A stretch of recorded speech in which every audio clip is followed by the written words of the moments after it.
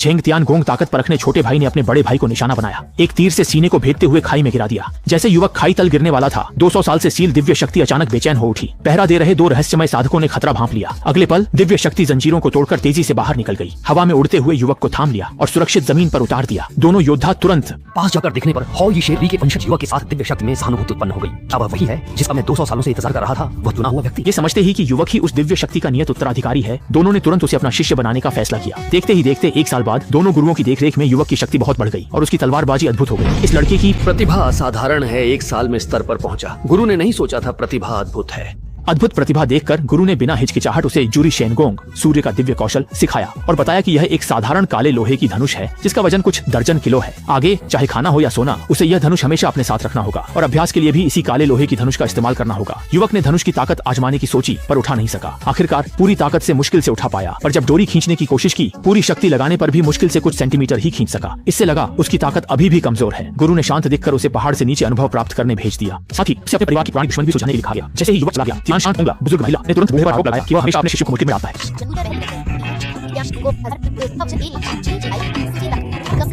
बुजुर्ग ध्यान था कि ऐसा इसलिए किया गया ताकि वह साथ तो न हो जाए और वो लोगों की नजर में आ जाए। उस पर दबाव डालना उसकी फायदे नहीं है। जो पहाड़ से नीचे उतरने के बाद उसकी पहली कोशिश यही थी कि वह पुराने हिसाब किताब चुकता करने शेंजिमेन देवताओं की तलवार संप्रदाय लौट आया। मन की भड़ास निकालने उसने संप्रदाय की पहचान और प्रतिष्ठा का प्रतीक पत्थर के द्वार को चूर चूर कर डाला। जबरदस्त ताकत के सामने दुनियावी पूर्वाग्रह कुछ भी नहीं है। असल में यह युवक शेंजिमेन का सौतेला बेटा था जिसकी हैसियत कम होने के कारण पिता ने कभी उसे तवज्जो नहीं दी।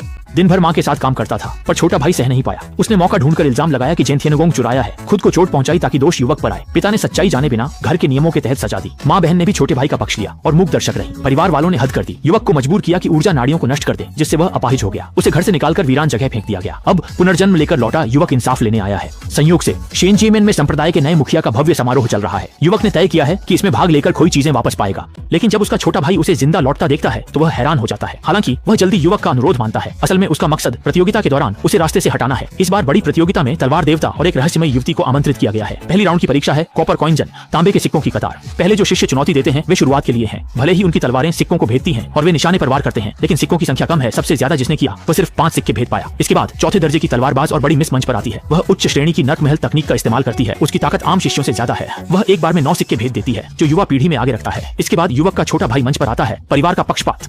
उसने जेन थियानगोंग स्वर्ग को थामने वाला धनुष निकाला। उसकी प्रतिभा साधारण थी पर अद्वितीय धनुष बाण के वरदान से उसने 12 तांबे के सिक्के भेदने का शानदार प्रदर्शन किया। इससे तय हो गया कि छोटा मुखिया वही बनेगा। अंत में युवक मंच पर आया। उसने गुरु द्वारा दिया गया शेन थियानगोंग रहस्यमय स्वर्ग धनुष निकाला, पर पहले की तरह पूरी ताकत लगाने के बाद ही वह मुश्किल से धनुष उठा पाया। तीर चलाते समय भी यही हाल रहा। चेहरा लाल पड़ गया। तब कहीं जाकर डोरी कुछ सेंटीमीटर ही खींच पाई। धनुष भारी होने के कारण तीर निशाने पर